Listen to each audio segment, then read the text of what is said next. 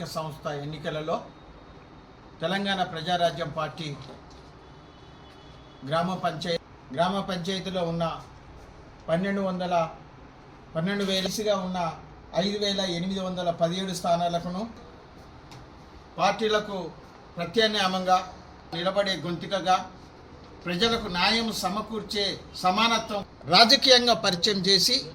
యువత స్థానిక ఎన్నికలలో తెలంగాణ ప్రజారాజ్యం పార్టీ పోటీకి సిద్ధమని తెలియజేస్తూ తెలంగాణ ప్రాంతంలోని గ్రామ పంచాయతీలుగా ఉన్న 12,769 గ్రామ పంచాయతీలకును ఎంపీటీసీలుగా 5,817 స్థానాలకును జడ్పీటీసీ 530 స్థానాలకును తెలంగాణ ప్రజారాజ్యం పార్టీ పోటీ చేసి ఇటు బీఆర్ఎస్ కానీ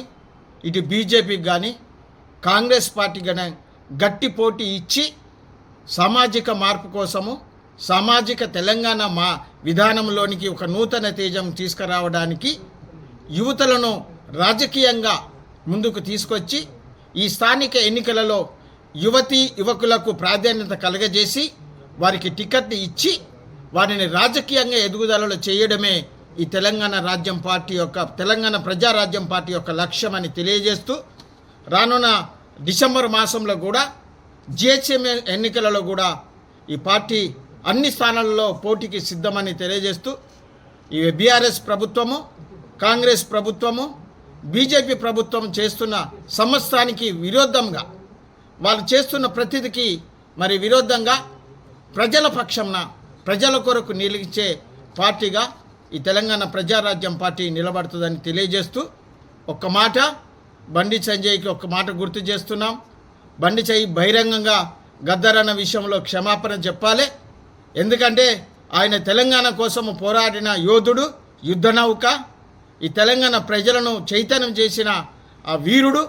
అలాంటి వీరునికి పద్మశ్రీ అవార్డు ఇవ్వడానికి ఆయన నక్సలైట్లుగా ముద్రీకరించినప్పుడు ఆయన పాట పాడుతున్న సమయంలో పాట పాడి అనేకులను చైతన్యవర్తం చేసి ఈ తెలంగాణ రాష్ట్రం ఏర్పడిన తర్వాతనే ఈ తెలంగాణ రాష్ట్రం ద్వారానే కేంద్ర మంత్రులుగా ఇద్దరు ఉన్నారు. ఆ మంత్రి పదవి రావడానికి తెలంగాణ రాష్ట్రం కారణం. అలాంటి తెలంగాణ రాష్ట్రాన్ని సంసిద్ధం చేయడానికి ఒక బలమైన